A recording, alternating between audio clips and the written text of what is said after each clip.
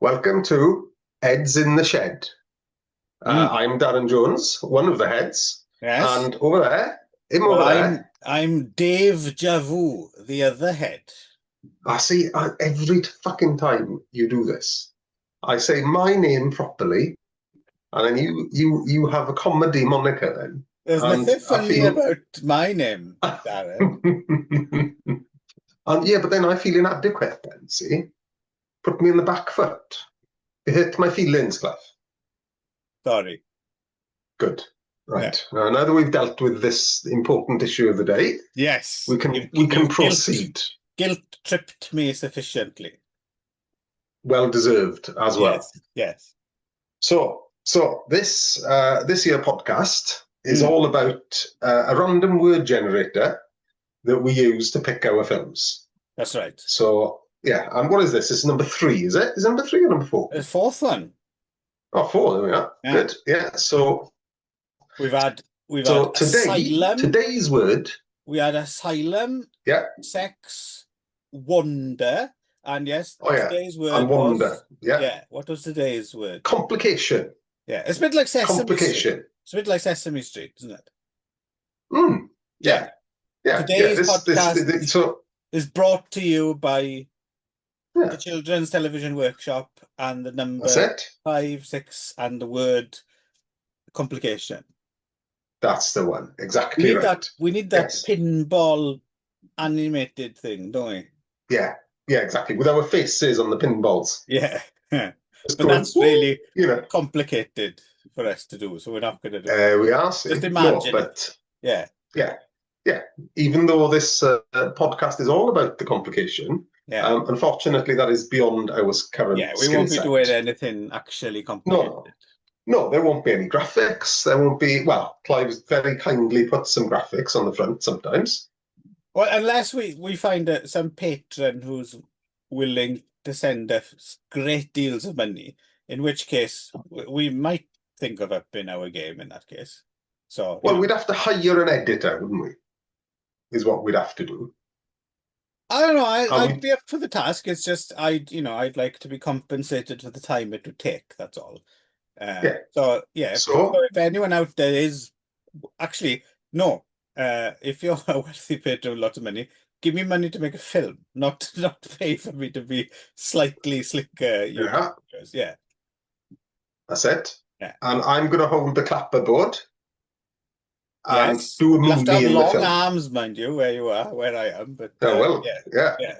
Well, again, technology and money can buy you anything. Well, it's a great deal of money. I could even send for you to come here to do the Well, clapperboard, that's or it. I could cover Yeah, film. Yeah, yeah. yeah. It'd be a bit funny having a second unit just for my movie. Well, I mean, I don't know quite how much money is coming our way. I mean, we could just be extremely decadent. Well, that's it. Yeah, Yeah. just get a whole second unit in the UK This could, just for my this fun. could be some like just at random, someone extremely wealthy is on their deathbed and they're just dropping off, and someone's propped a laptop in front of them. Oh, watch some rubbish on YouTube, and this is what they see. You never know. Instant gold. And then Marika's with laughing at me.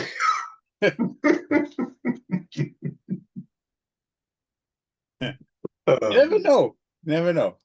yeah, could be anything. Yeah. So what did we choose, Clybach?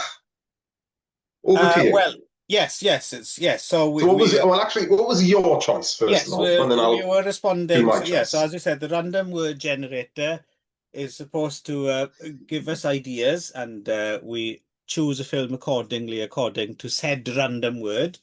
And the most exciting part of the show, as always, at the end, where we get to choose I'm already looking forward to see what the name Yeah. will be. But yeah, Yeah, so and also, if we do get the money, yeah, if we do get the money from our benefactor, who yes. is definitely watching, I hope his then I'd name's like to also Bernard. Bernard. Yeah, hello Yeah, Bernard. yeah. Yeah, I would like to hire a drummer to do a drum roll as well, please, Right. for the Yes. for the reveal. Because I know you're not going to stick it on the screen like I want you to. No. And I am going to mention it every fucking podcast. But if we got that much money to play with as well, it'll have to be like a celebrity drummer. Yeah. Or just like one of Keith Moon's bones.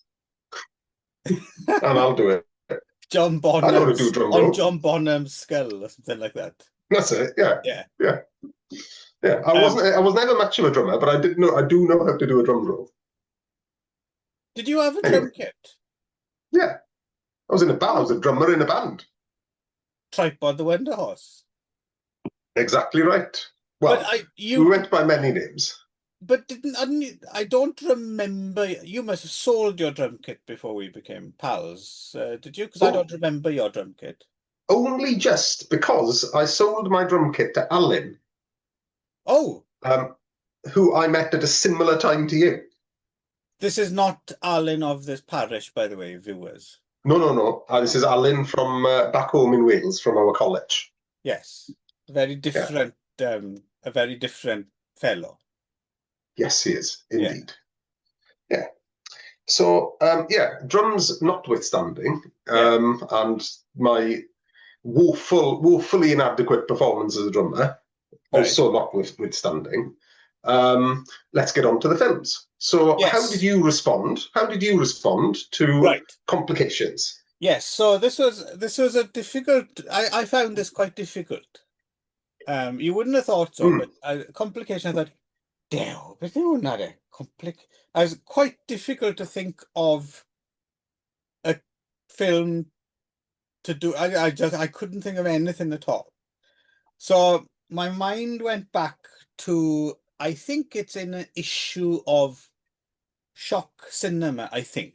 An issue of Shock Cinema where they were reviewing the film that I chose, the Saragossa Manuscript, a Polish film from, I'm saying 1964 because it was released in like February of 65.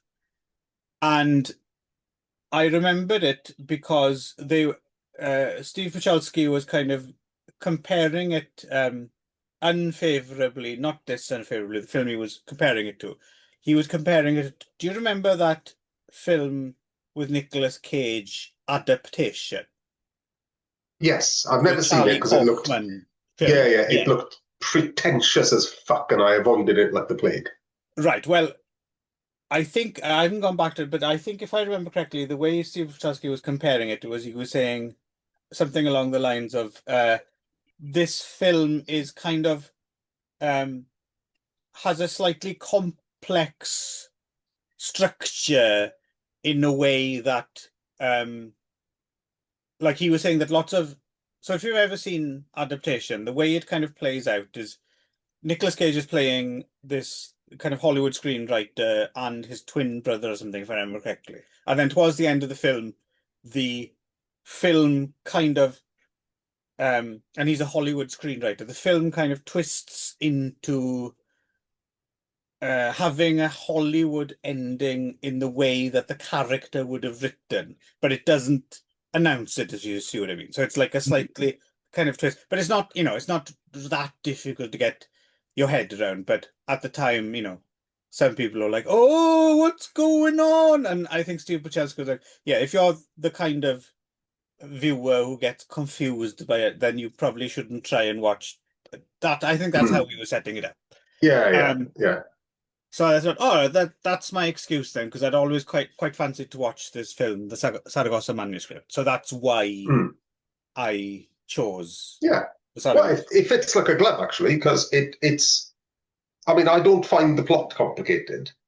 No. It's easy to follow. Yes. But it's got numerous strata of characters and stories, and the characters have got a complicated time. Yes. No, I agree with that. I was actually ultimately quite surprised how fairly easy to follow it is, actually. So it doesn't really make for a good choice for Complication in the end. Well, it doesn't have to be complicated for us. It only has to be complicated on the page, on the screen, or for the characters, doesn't it? Yeah. So this is based on a book, the manuscript found in Saragossa, written by a Count Jan Potocki, I'm going with pronunciation, uh, kind of released in bits and pieces early part of the 19th century, I think from like 1805 to 1849 or something like that. There's a Penguin translation. Have you had a chance to read it at all?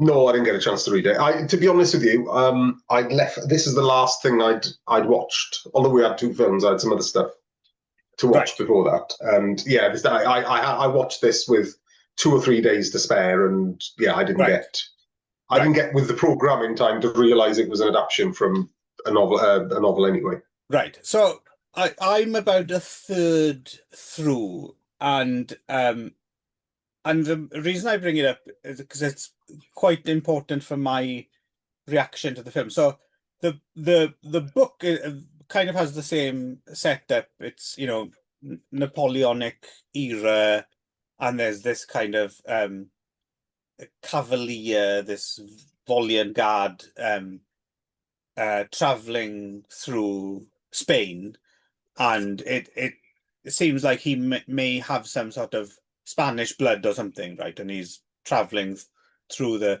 Spanish landscape and meeting various characters, and it has that kind of Arabian Nights thing where someone tells him a story, and then in the middle of that story someone tells a story, and then you're like 5, 6 stories deep sometimes, right? Yeah, Before you So apart from, it doesn't have so obviously with the Arabian Nights you have is it Shahrazad, is that how it's pronounced, the woman, Scheherazade, I think. Yeah, yeah, telling the which stories. incidentally, if Yeah. you are of Middle Eastern origin, Mm. I mean that's the Westerners butcher her name. It's pronounced completely differently if you're from Right, the Middle East. right. But I don't know what that pronunciation is. No, it's actually pronounced Bill or something. But Yeah, for exactly. us, Bob in it. Yeah, it's Shahrazad, right? it's pronounced Raymond. Clem. Yes, Raymond. Yeah, Um, yeah. and so apart from that, because obviously it's like a stay of execution, isn't it? For the longer she tells stories. Yeah. So apart from that Mhm. framing device, it's very much like that, it's like waves on the sea or something, isn't it? Like one goes Yeah, into yeah, another, goes into another. So that's yeah. the kind of, and like it's a bit of a it's it because it's such an overwhelming kind of read. It is one of those reads where, at least in the translation, you kind of glaze over a little bit now and again, and then you kind of Mm. pop back in because there's something that takes your fancy.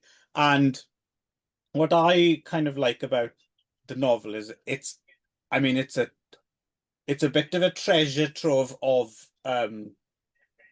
European kind of fantasy and gothic and horror, and like that's not the whole thing, but there's an awful lot of suddenly there'll be skeletons, or vampires, or Yeah. grave robbers, or ghouls, or all sorts of weird fantasy things will suddenly come Mm. out of nowhere and then be done with.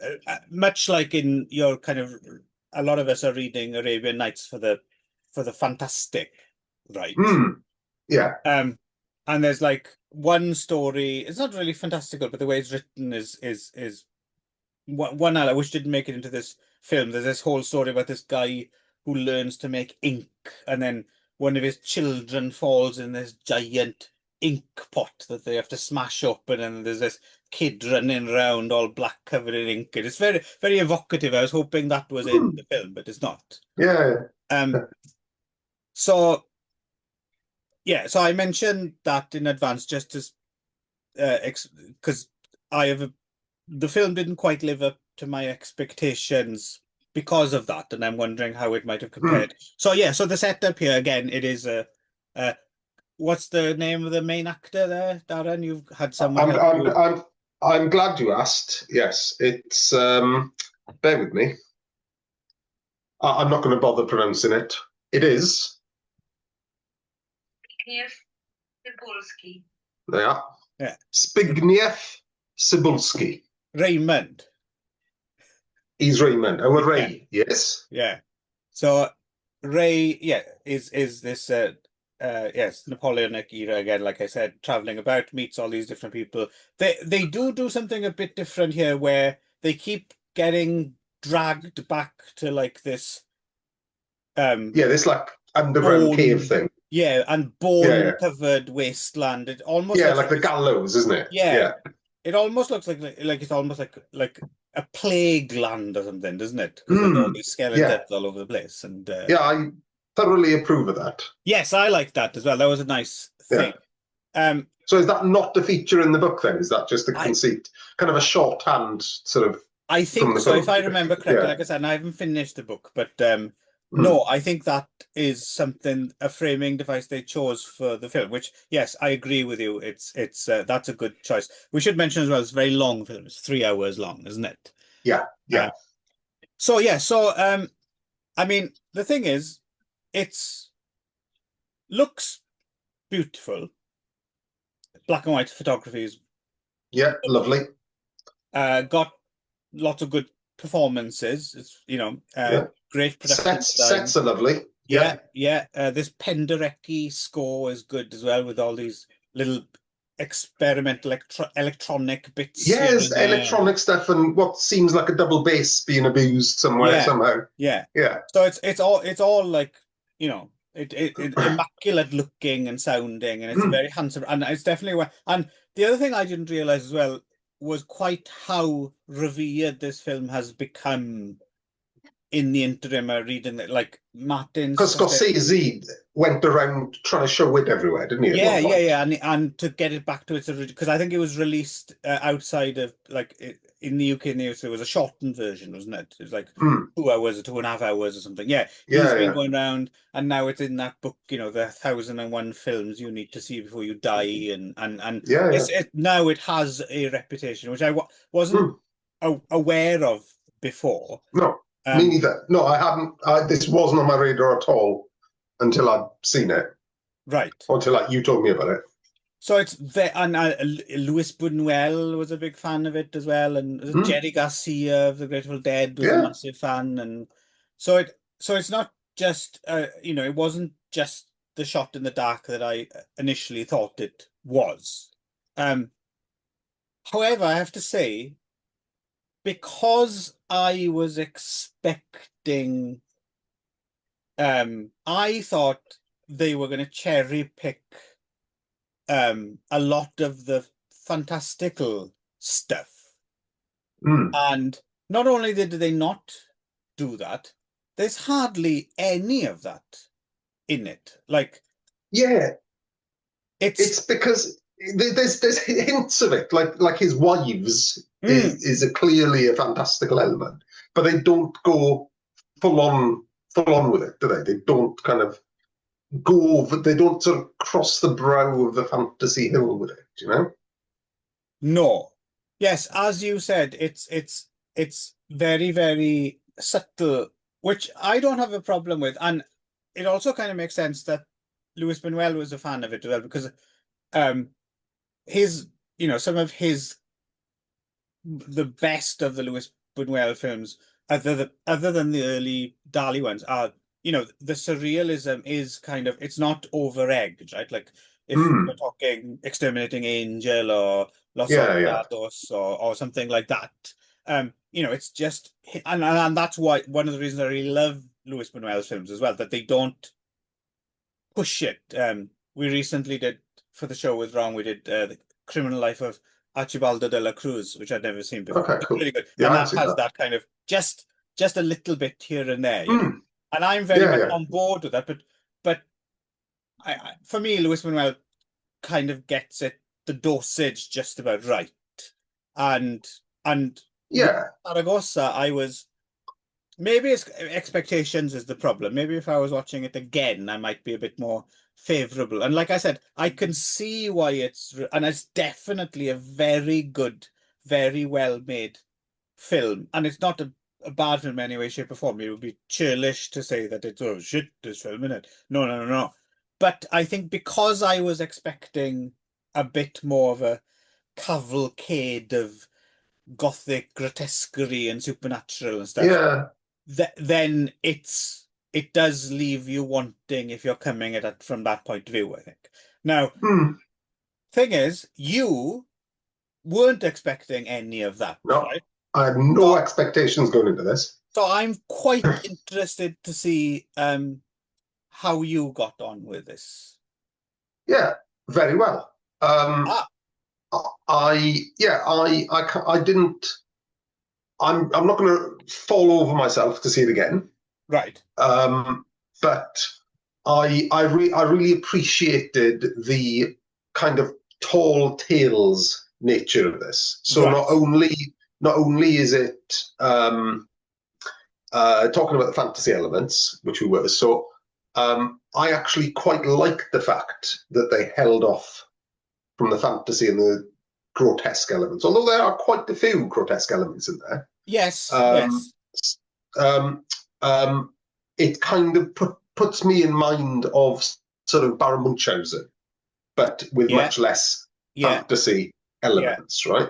So it's in essence, you can read this film as a man traveling around hearing a load of bullshit stories from a load of bullshitters, right? Yes, exactly. Yeah, and yeah. and hence it's their tall tales, which are kind of fantastic, but also need to be believed because the dude's being lied to, right? Yes, yeah. No, that's a good way of putting And it. And it's a good conceit. I like that idea as well. Like if someone were to make, it's a very small subgenre, but if someone were to make, you know, a film about a bullshitter walking around being bullshitted, I like that setup.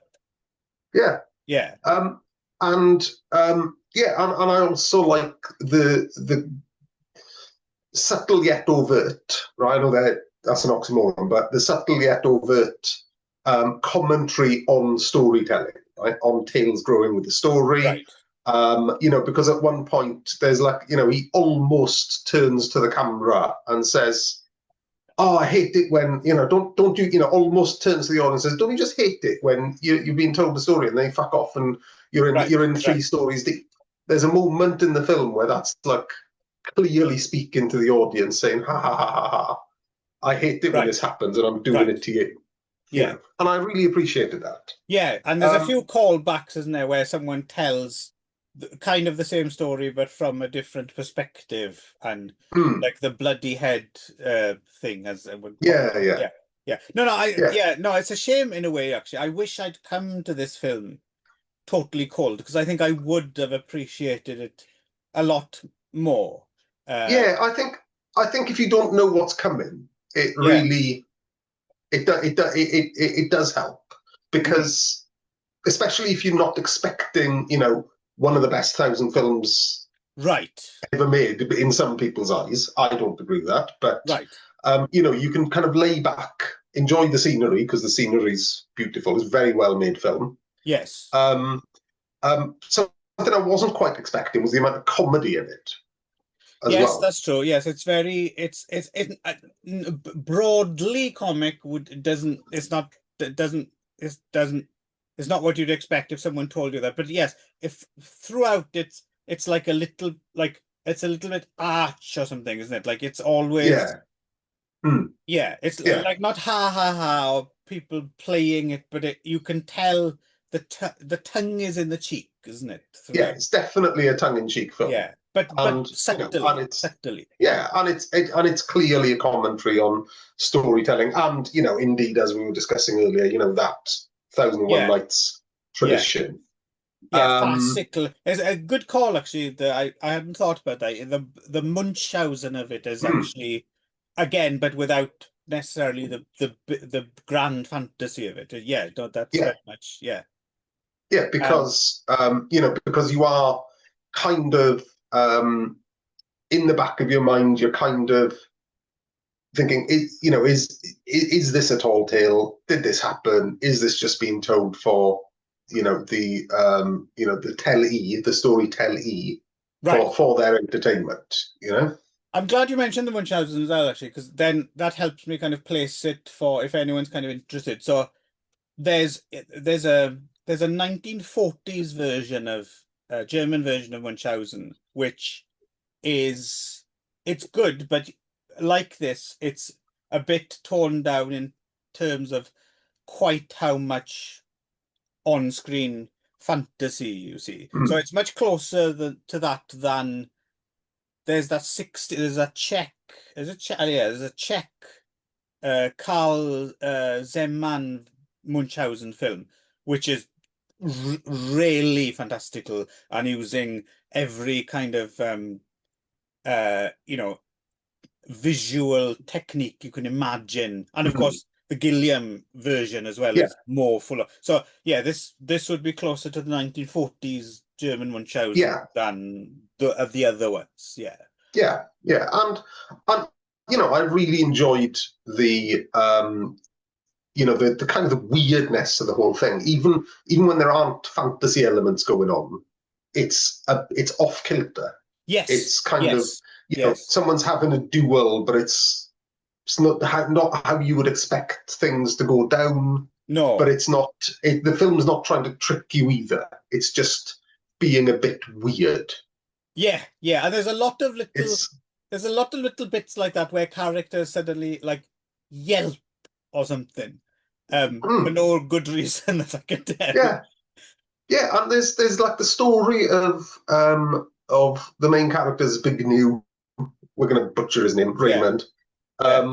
His conception, where for reasons unknown, his dad gets married and then takes his bride into his bedroom, which for some reason is flooded. Flooded blood, yeah. And that's never explained. It's never explained, but I really like that image, Yeah, but it's there's no.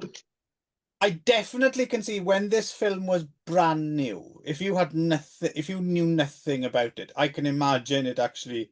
You would have come out like really impressed by it, because like what the fuck was going on there then?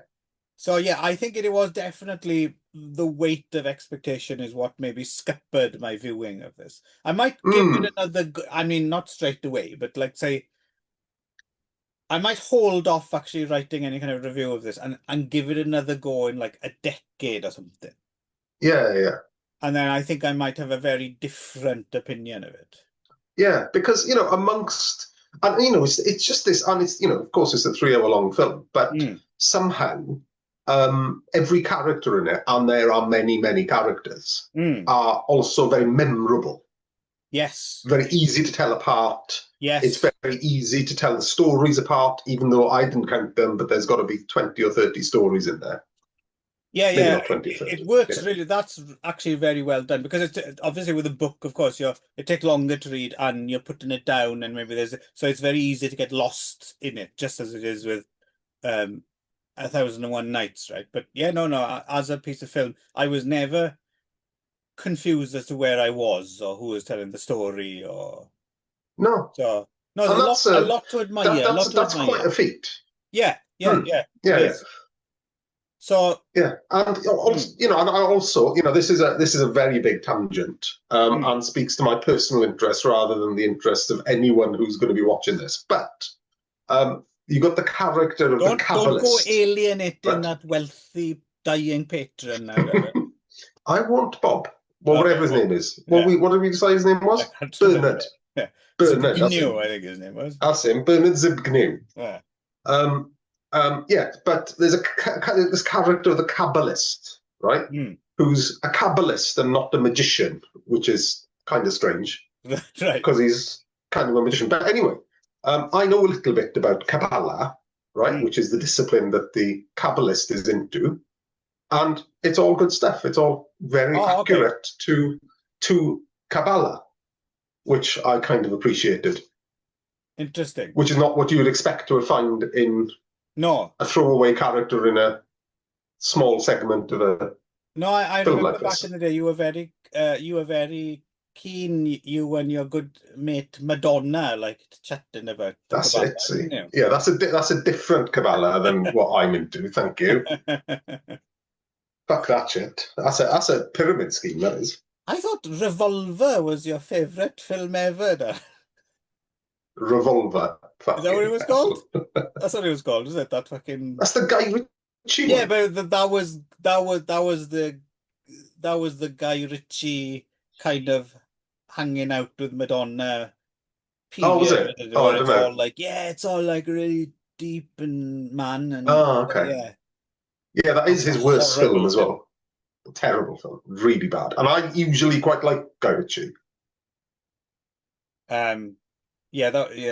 Anyway, Yeah, at any rate, moving on. Yeah. so it's yes, a lot to admire here, I think, and I'm glad it's there's another film I found out. There's another Italian film from 2017 called Agada. Mm. Agada, da.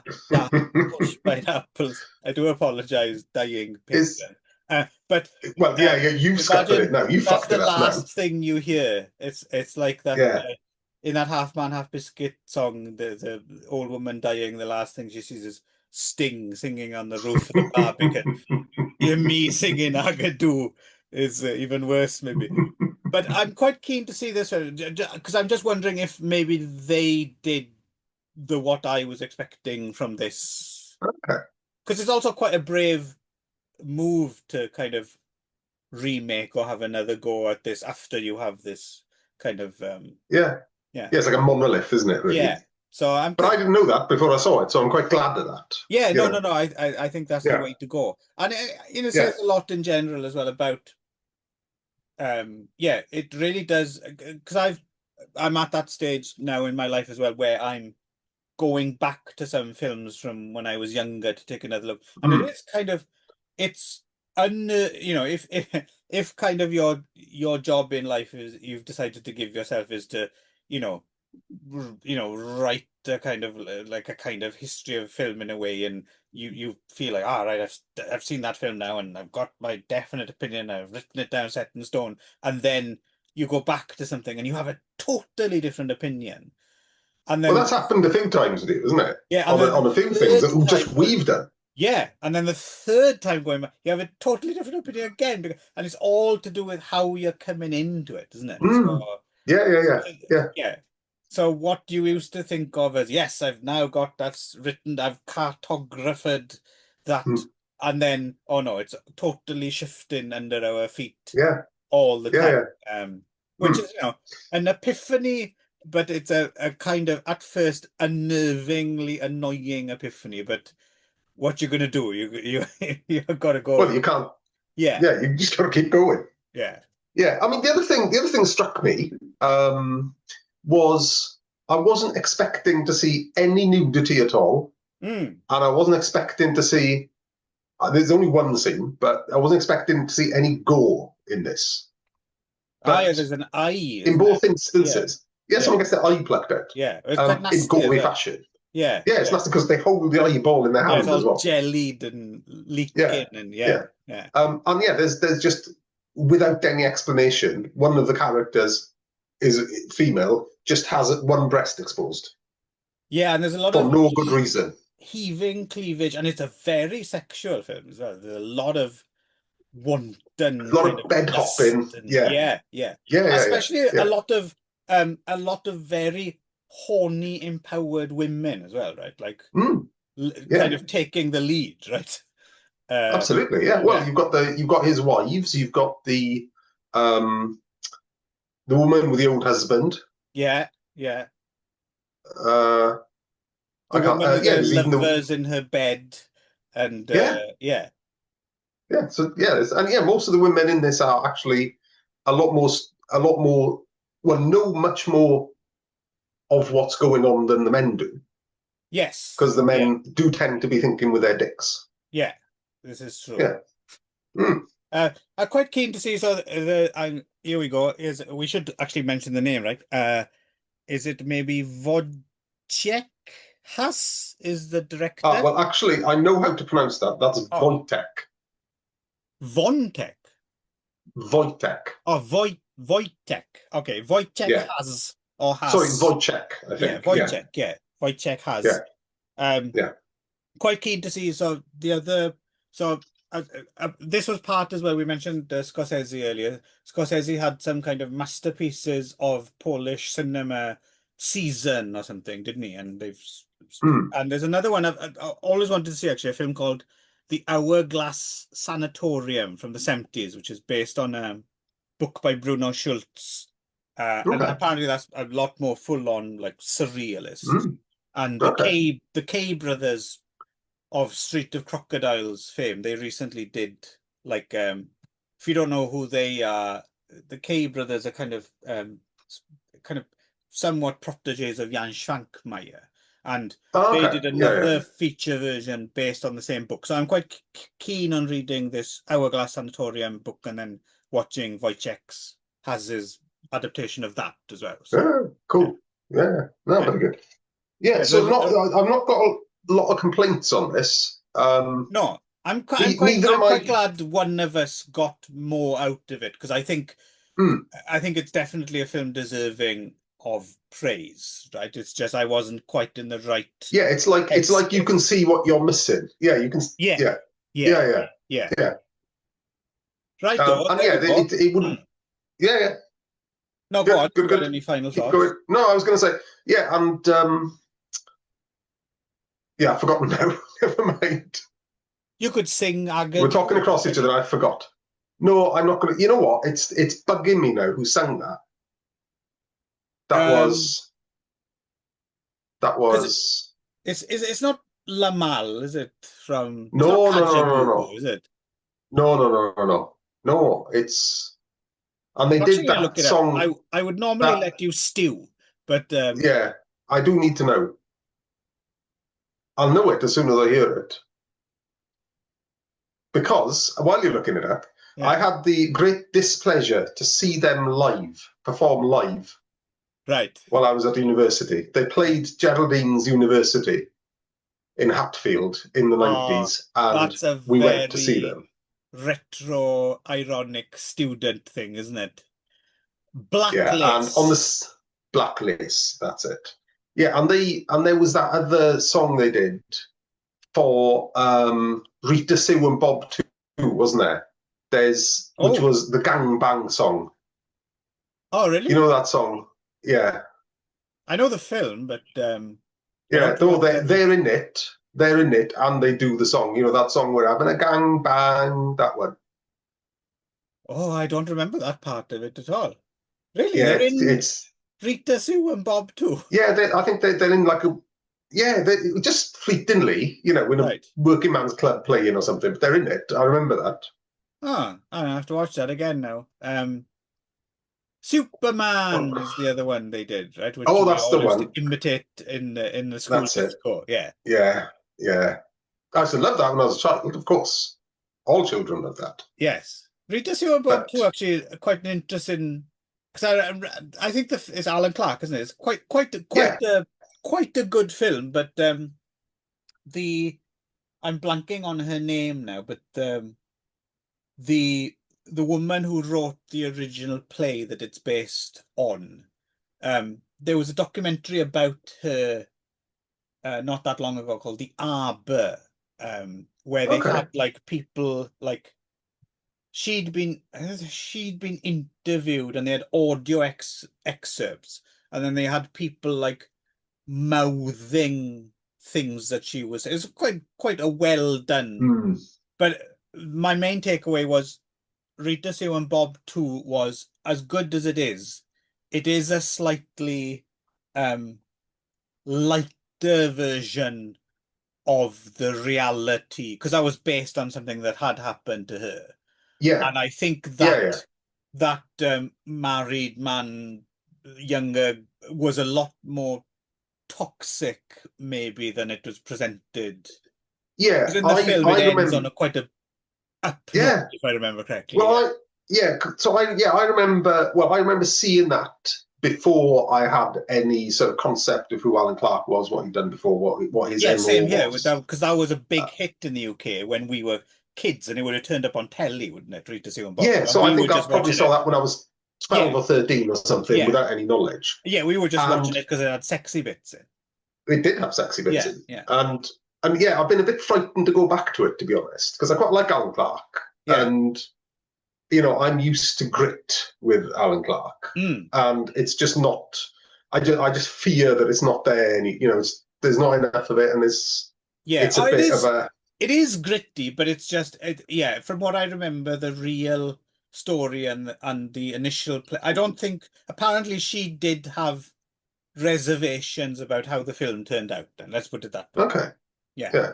All right. Yeah, Anyway, anyway, we were talking that's about all a Alan bit Clark. complicated, isn't it, Darren, to bring us back to our theme? It is.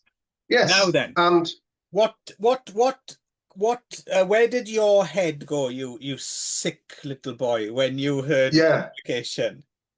I couldn't pick anything, and I did try. I did think about this a reasonable amount of time, but as soon as you mentioned it, yeah, and I don't think I did it on air. I think I did it off air. I think you might have done it on air. Oh, I might have done it on air. Yeah. All I could think about, and this never left my head, so I had to pick something, was pregnancy complications. Yes, I remember this. You sick little puppy. You went straight there. Yeah. So I could have picked a film about abortion. Is that a birth complication? I suppose maybe. No, that's true. Yeah. No, miscarriage then. Miscarriage. Yeah. Yes. Well, so welcome anyway, to the fun interior life of Darren Jones. Yeah. So I decided to pick something related to birth complications, and of course, it's monster babies. Mm. And no one does a monster baby better than Larry Cohen. Mm. It's Alive. It's Alive. It's Alive, 1973. It's fucking Larry Cohen. And to be honest, largely, I kind of picked this because I wanted an excuse for us to talk Larry Cohen. Fair enough. Yeah, because we haven't spoken about Larry Cohen, and I fucking love Larry Cohen. Did you see the was it called King Cohen?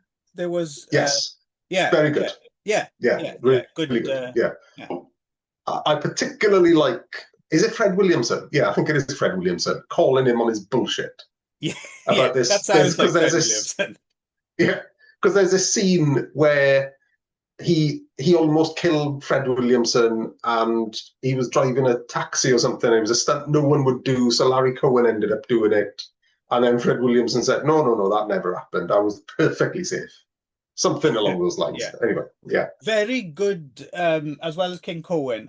There's a very good long interview with Larry Cohen in the original research Incredibly Strange Films book as well. Oh, is there? And that's quite early on, like that's the 80s, right? So there's still a lot of films he hasn't made yet, but that's a very good interview with Larry Cohen. Yeah. I mean, he's, Larry Cohen really, I'm not going to say he hit his peak, but, Larry Cohen's more often associated with the films he made in the whole of the 70s and a few in the 80s, namely Kill the Winged Serpent, right? Right.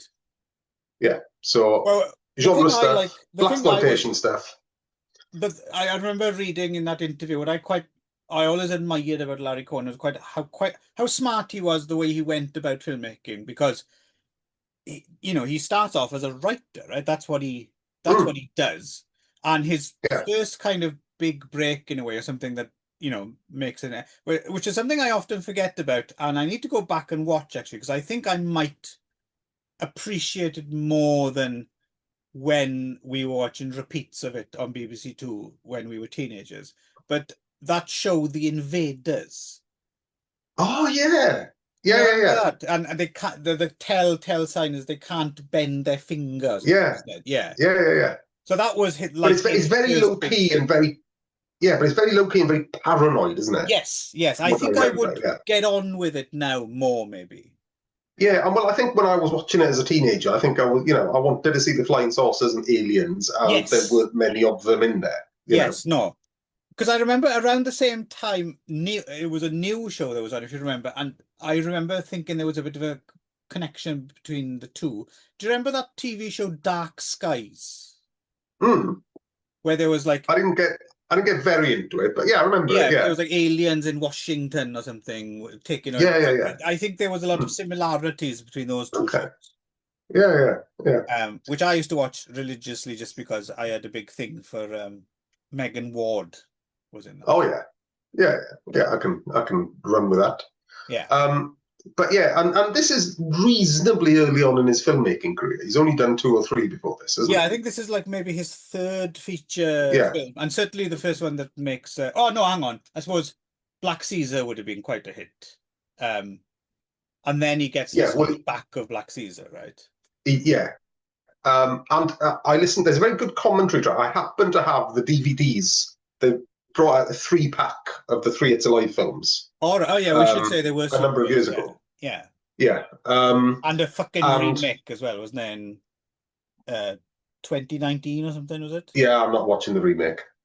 You know what? I'm reasonably sure I saw it and have absolutely no memory of it at all, but I think I did see it. Hmm.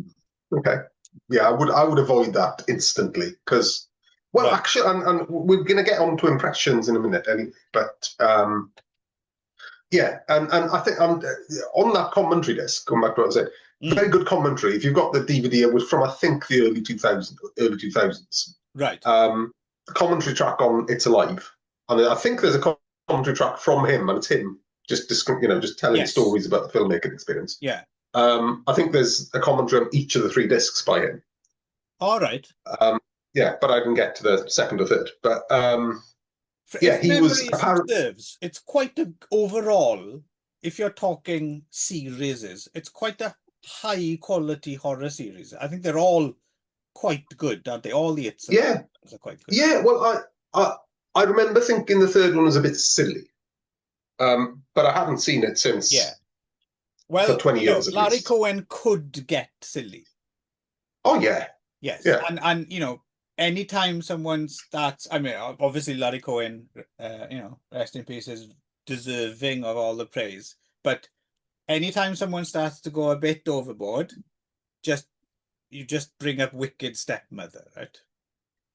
Because that Yeah, is fucking because dreadful. I forgot about that until I was looking back at his filmography and I thought, oh fuck, he did do that, didn't he?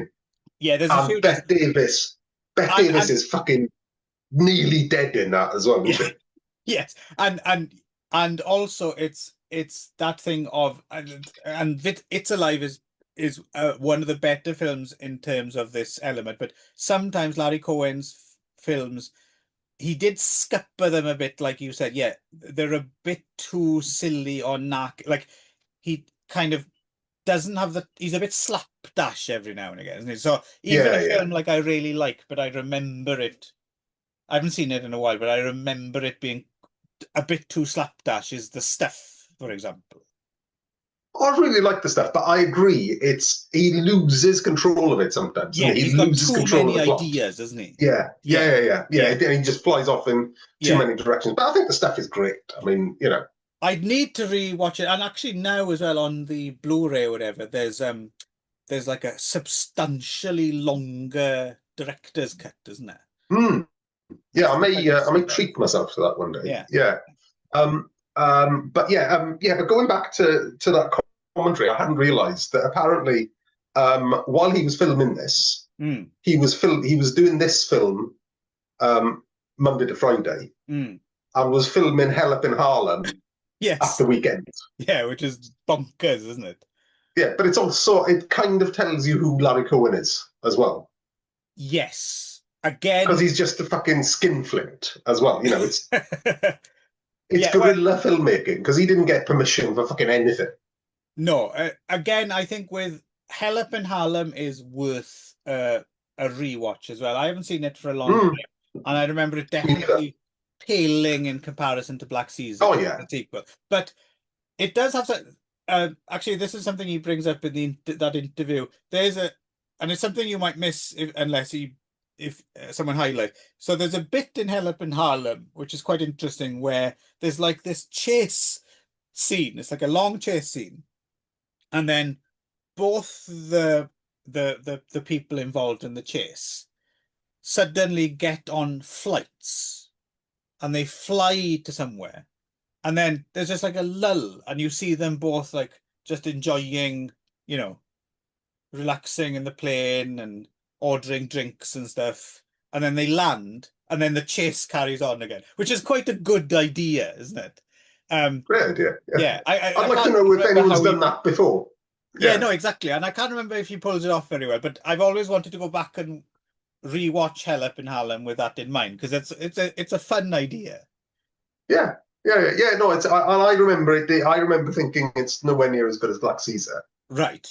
But But I like remember all not Larry hating Cohen it as stuff, well. a bit Yeah, ambitious. yeah, Yeah. yeah, and I suppose we get with that in mind, we get on to the film because this is pretty fucking ambitious as well. Yes. Yes. It is a studio picture, but it very, very much reads as a cheeky independent, doesn't it? Well, it's both in a way, isn't it? Because I think the way so it's Larco, which is Larry Cohen's production company, but Mm. Warner's put it out, didn't they? And I think what happened was when it came out first, I think it kind of was a bit of a flop, but then it was re-released with a new ad campaign, and then it was a hit, which is why Yes. which is why we got the first sequel, It Lives Again, in 1978, because Larry Cohen's not someone to rest on his normally if well, like Black Season, Hell Up in Harlem, if something's a hit, he's making the sequel the next week, right? Yeah. But there Yeah. was Yeah. a gap of 3-4 years between It's Alive and It Lives Again, because I think it didn't become a hit until there was the re-release, I think. Yeah. Well, he made them. Apparently, they fucked up the ad campaign, didn't put it out Yes. in Yeah. enough cinemas, and then he pestered them Right. to put it out. And I would Unless I think it imagine was all Larry about Cohen, when he pesters someone, he yeah. pesters you. Larry is not fucking about. No. No, and again, it's clearly a low-ish budget film. Right.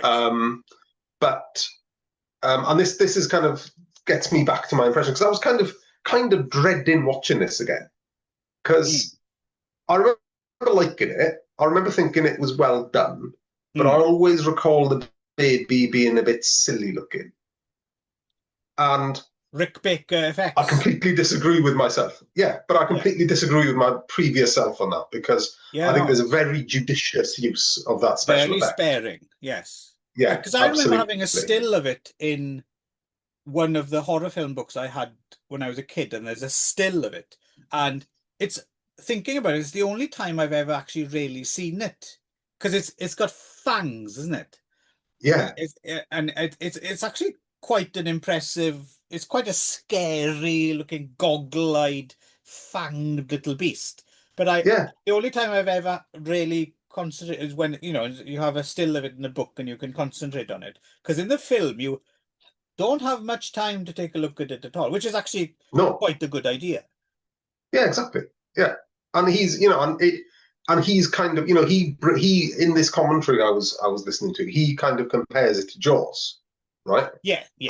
Compares himself to not Spielberg, but compares the It's Alive films to the Jaws films. The first Jaws film works because you hardly see the shark.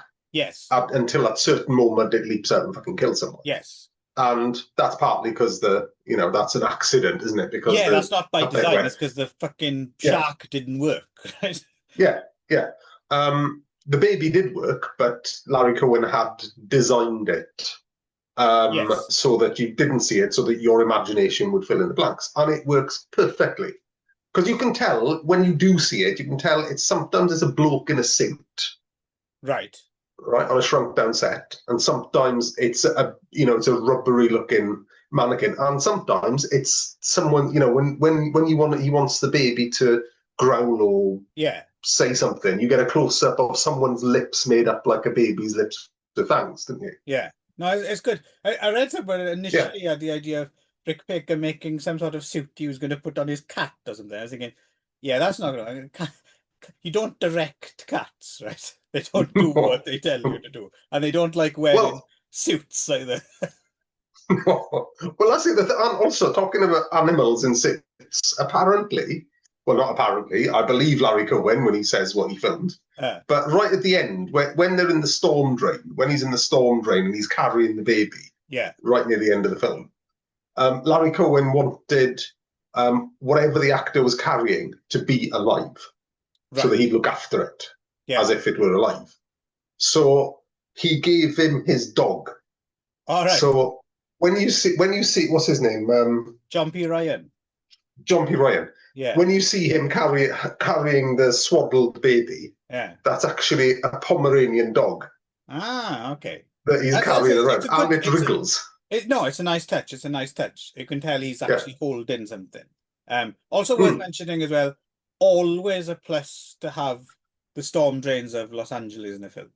Every single time. You can't go wrong. Yeah. No. It kind of reminded me, actually, there's a film, the film that I always think of as a Larry Cohen film, because it's a monster film with a satirical script by John Sayles, but it's not a Larry Cohen. It's a Larry Cohen film in all but name, in the same way as that Street Trash is not really a trauma film. It seems like a superior trauma film. Is Alligator. Oh yeah, definitely. You would swear Alligator was a Larry Cohen film with a bigger budget. Yeah, absolutely. Yeah. And I love Alligator. Alligator's fucking brilliant. I haven't seen that for years either, and I'm going back to that. Maybe today's random word might be alligator. You never know. Yeah, or possibly it is, if you like that. And no, what a coincidence! No, well, it better not be, because I'll know you're cheating then. Yeah, no, that would be. I mean, I almost hope it is now, because that would be an amazing coincidence. But yeah. Do you know the difference between how to tell the difference between a crocodile and an alligator, by the way? I sense a joke coming, but no, Darren, I do not know how to tell. Yeah. Well, let me tell you now. Hey, right? Right. So this is how you tell, right? Are you wearing baggy pants? I hope you're wearing baggy pants. Yeah. And braces. Right? Now, crocodiles, right? You see in a while, and alligators you see later. So you tell them apart. That's not bad, actually. Yeah. Because I will reel that out every once in a while, because I've got a couple of friends who are like have like degrees and doctorates in zoology, who are conservationists. You know, like their job is like conserving nature and stuff. Yeah. And sometimes they get on their fucking high horses. And if I ever have an opportunity, I'll always slip that in, and I'll tell them they're wrong when I ask them how you tell a crocodile from an alligator. I like that as well, because my mother grew up in the 50s. When I used to go to school in the morning, it became a thing. I would say, "See you later, alligator," and she'd say, "In a while, crocodile." Yeah, good. There we are. Lovely. The other thing I'd forgotten about It's Alive as well, which I was quite pleased with. What a great setup it is, because I'd forgotten, because I was thinking, I assumed that it's like, Sharon Frell, John P. Ryan's wife, gives birth to this monster, and then what we're gonna do, and then, but I've forgotten. No, it's not like that at all. It's basically she goes into labor. She's thinking there's something wrong, and then immediately the child slaughters everyone in the not operating delivery room. Yeah. And then like there's six people just dead, and her just tied down to the fucking gurney. And then it's out in the world killing people. Most amusingly, of course, is when it kills a milkman, which is that's very, very, very Larry Cohen. And again, a lot of Larry Cohen. I mean, so yes, I agree with you. I don't know if it's peak Larry Cohen, and overall, it's not a great film, but it's a solid film. But what I like about it is Larry Cohen at his tightest. It's least indulgent, isn't it? Yeah. No, it's very confined film. Although it's got loads of locations and then zipping about all over LA, isn't it? It's got a really good Bernard Herrmann soundtrack. With bits as well, which were like straight out of his score for Taxi Driver. The last score. They would do and some electronic business going on in there as well. Yeah. But tight and for Larry Cohen, again, kind of episodic, like a lot of Larry Cohen stuff, but compared to some of his other stuff, very reined in. And just like how can I say, I've always thought about It's Alive less so as it gets towards its end, but for the most of the running time, it's very serious and it plays less like a horror film than like kind of like a drama that Yeah, happens to have a monster in it, right? Because yeah. Well, John, it's yeah, really John, downbeat. It's yeah, John P. Ryan, and not the end. no, John P. Ryan and Sharon Farrell are excellent. Like they Mm. really seem to be like grieving parents, and there's a lot of good little character stuff, like the John P. Ryan when he's waiting for the baby to be born in the room with the other dads, and that's Yeah, very slice of life kind of. yeah. But And then also, this monster is introduced, and it's an interesting way to tell this story, isn't it? yeah, and somehow, although there's zipping about all over the place, there's a number of locations they're around, Mm. still feels very claustrophobic. Yes, yes, So there's because in my memory, this took place just in their house, in the hospital and in their house. That's how I'd remember right, this film. right. But actually, this is all over the place. This Yeah, is I'd you forgotten they know went to the sewers of Los Angeles. yeah, same here. Yeah. Yeah. Um, And yeah, and it's he's perpetually sweating and angst ridden, yeah, and she's a nervous wreck, and and the police are kind of a little bit incompetent, and there's a lot of abortion talk, there's a lot of yeah, chemicals in the water, and in the food talk, isn't there? yeah. No, particularly I thought they were both very like you'd think they were in like a Bergman drama or Mm, something, or like they're really kind of taking it seriously, right? yeah, And it yeah, reminded me as well. I've always liked John P. Ryan, but mm, I think a lot of he's remembered for just turning up for a little bit here and there and being impressive in films for like 5 minutes and then disappearing again. mm. I'd forgotten how he's a really good actor. It's a Amazing. really nice to have a Yeah, chance to see him in yeah. all the way through a film, you know. Yeah, because he does this whole journey. This and it's a really fucking downbeat journey as well. Mm, It's a he's being tortured throughout the film yeah, emotionally. He goes from kind of happy-go-lucky, cheerful, expectant dad, conventional dude to sweaty, emotional wreck. Fuck, I've got to kill my baby, but my baby's a monster. He's killed people. And the whole weight of this whole scenario is perpetually on him. And he portrays that so well, he doesn't he? does. Yeah, yeah, no, no, it's an Yeah, excellent, excellent performance. Hang on yeah, just a second, mm, right? yeah. I might fill the dead air with a dance. Let's do a You could dance. so. Don't let me stop you.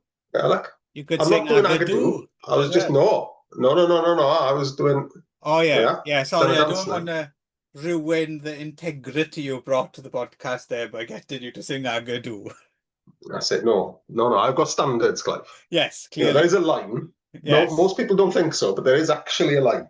It's a line of black lace. It is a line of black lace, yes, Although that I regularly Superman's all piss right. on. Um, Yes, so, yeah. yeah.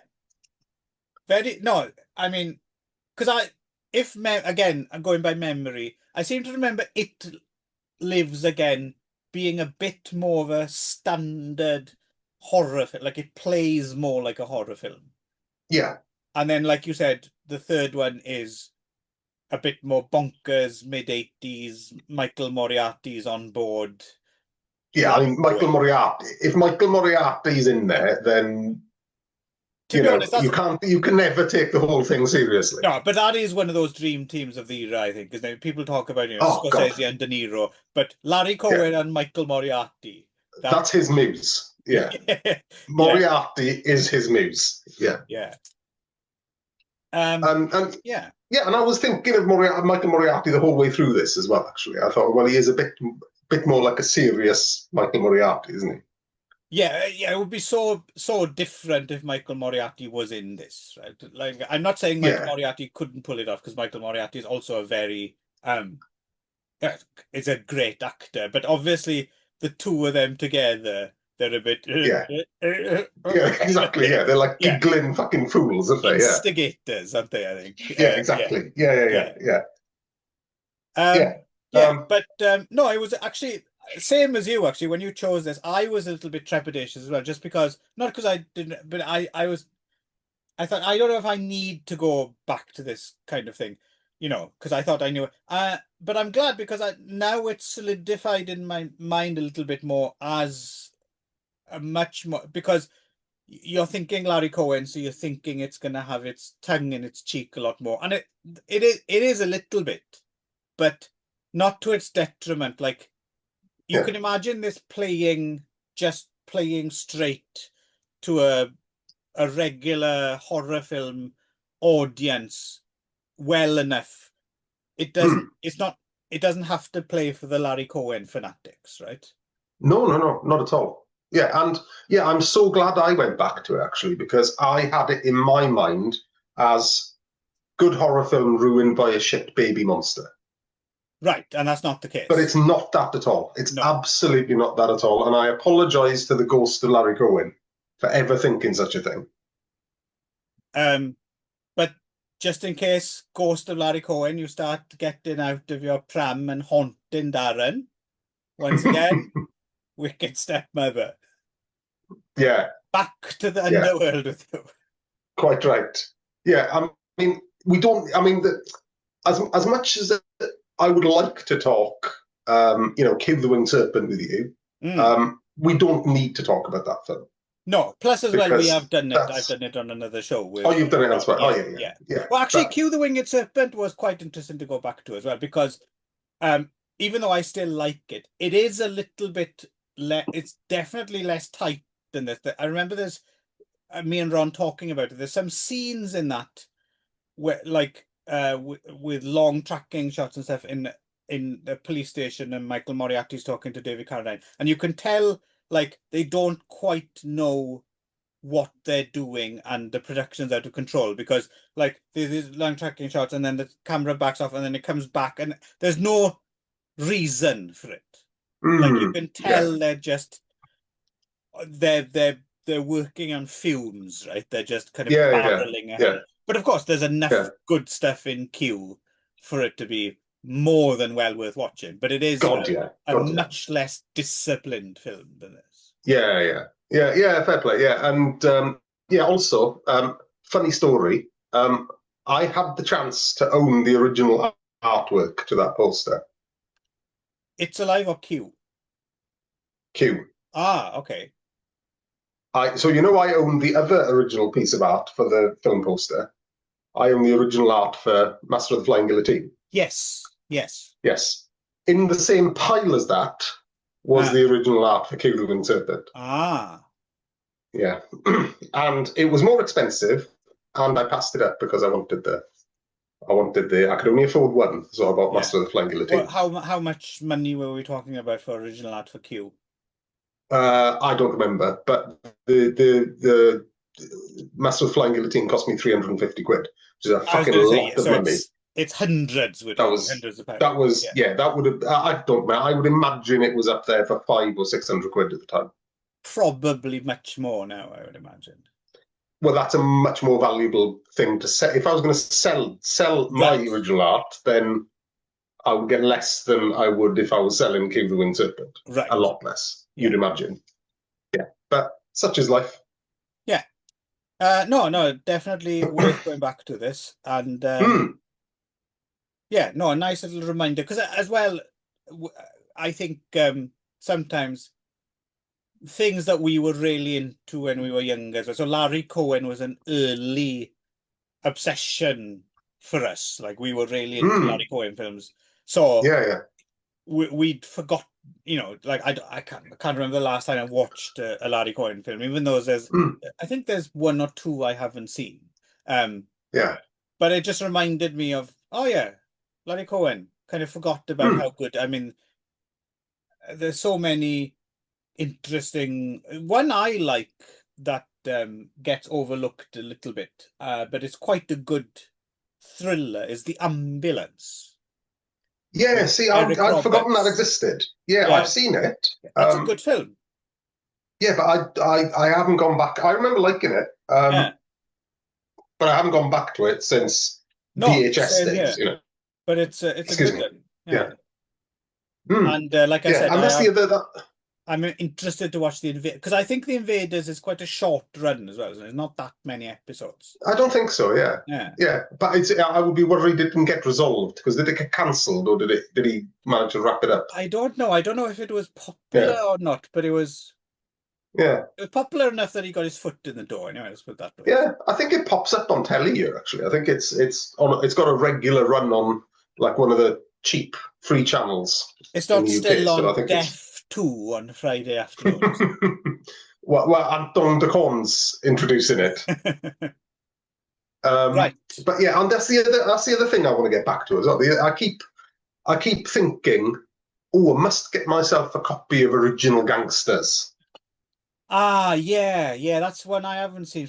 I suspect that one might not play so well now because I think in the day it was exciting that all those people were back together in one Yeah, yeah. spot. But I remember it Hmm. maybe not quite living up to the premise. Maybe I don't know. No, I know. Yeah, but I still want to see it because I thoroughly enjoyed it at the time. But I think that's because I watched that in my getting into blaxploitation period, and that Yeah, was like the fucking holy grail. one You know, one that they've just put out on Blu-ray is special effects as well is on Blu-ray mm, now. And I I tell could you the never one. get on with that, to be honest. Could I never tell you get the on with it. one. I think around the same time he made. I remember seeing it on late night television, and it's a very much one of his more kind of slighter pieces. Like there's not that much to it, But I remember it being very good. What the fuck's it called? Is it called Perfect Strangers or Blind Alley or Yes, I want to say Perfect Strangers. yeah? I remember that being good. I remember it being around, but I actually couldn't tell you if I've seen it or not. I may have done. It was on. It If was I on saw late his night. name on it. It was on late night ITV one night. I remember. Just happened to catch it, and I thought, oh, that's quite a Okay. nice little film. Like not groundbreaking, but Yeah. Blind Alley, it's called. Oh, But yeah, I think it might also be Perfect Strangers or something like. Yeah, Perfect Strangers. There we okay. go. Yeah, I don't think I've seen Blind Alley. No, I don't think I've seen that. And Yeah, Carlisle. yeah. Oh, I'll Yeah, try and catch that. Yeah, yeah. good. Again, benefits from not having big expectations. I'm just having a look at his filmography now. Oh yeah, recently for another show, did watch Full Moon High again, which is Oh, kind of yeah, that kind of blended into all those other fucking films that everyone was making at the same time with me. well, it's very And proto Teen Wolf, isn't it? Which is, I think, yeah, why but we ended up watching it. Yeah. I mean, because it stars Alan Arkin's son, right? yeah, And then yeah, Alan yeah, Arkin turns up and whenever Alan Arkin turns up, that's always good. Um, yeah. but God Told Me To, of course, is actually another film we've done on the show. That's an Okay, interesting one. love that. The Yeah, Private Files of J. Edgar Hoover, which I remember being yeah, kind of interesting as well. very good. Yeah, Um, Return to Salem's Lot, which isn't that good, but you do have Sam Fuller being let loose as an yeah, actor, right? So yeah. no, It's no, worth watching, but you wouldn't want to own the Blu-ray. no. Again, Michael Moriarty there. Yeah, Um, yeah, so there we go. It's yeah. That's alive. it. Yeah. Yeah, I'm glad. So I'm glad we got to gush Cohen anyway. yes, no, But good yeah, call. Good call. yeah. Yeah. Right. This is the Go on exciting then. bit. Yeah. Right. There we go. Get Going John over. Bonham's bones at the ready. Yes. Going over And to if it's Google now. alligator, Clive's cheating. Random word generator. He Right. hasn't even got it ready. I've got here it is now. Right. I'm going to press it. Go on then. Go on, Barod. go on, go on. Random word generator. Pressing the button. Oh, today's Okay. random word is generation. Oh, okay. Hmm. Oh, oh, oh, oh. This was Valentine's Day. I'd make you watch one of the Star Trek films. It's not Valentine's Day, No. so you Well, I can can shove do if I them want to. chocolates up your hole. I can make you watch any one of the Captain Picard films that they made. But why would you do it? You wouldn't get any joy out of that. Apart from watching me squirm. Well, yeah, I mean, Well, no, to be no, fair, Trek doesn't wind me up the same way Wars does. So no, no, yeah, so it'll be less no. fun. But I know you wouldn't. I still know you wouldn't like it. Well, no, not really. Although No, and the films aren't that good. The Next Generation films aren't no, very good. I am slowly, very slowly, actually, because they're up on Netflix and they look nicely restored. I am actually going through the original Star Trek Mm, series every now and again, and yeah, no, the original series, I get it. I'm not gonna yeah, ever yeah, become a Trekkie, but I do kind of get it. Some of the episodes are quite interesting, it has to be said. yeah. And you know, it's Star Trek's always good with heavy-handed moralizing. Yes, They're yes, always this my is true. favorite one, where it's like it turns into where there's a fucking the god Apollo is putting fucking James T. Kirk on trial for something, Right, you right. know. So whatever the fuck it Who are is, you? Who are yeah, you to judge me? Yes, yeah. Shatner's Or there's got a the man, or there's an floor, isn't he? alien. There's an alien who's got half his face black and half his face white, Yes, talking to you about racism. yes. You know, something like that. Yeah, And the set designers, got everything laid out for how much salt on this scenery would you like, Mr. Shatner said. yeah, yeah, exactly. Yeah, Yeah. Oh, that'd be good then. Okay. yeah. Yeah, Generation. I have got an idea for that actually already. Okay. So yeah. Okay. Yeah, I we'll don't know if you all want to will be keep it revealed. under wraps or. No. I'm gonna keep it under wraps because I need it to percolate. Yeah. No, I don't. Nothing Yeah. jumps into mind yet, but this is slightly less. I suspect I might be wrong, but this is giving me. I think this might be easier than complication. Yeah. Yeah, there's a lot you can jump off from Yeah. this. So yeah. Oh well. Right. Alligator lives to fight another day. Yes. All right then. Very good. That's been Heads in the Shed. Until next time, and some generation talk. That's it. Toodaloo. Ta-ta. Aga do. No. Push pineapple up the tree. Aga do.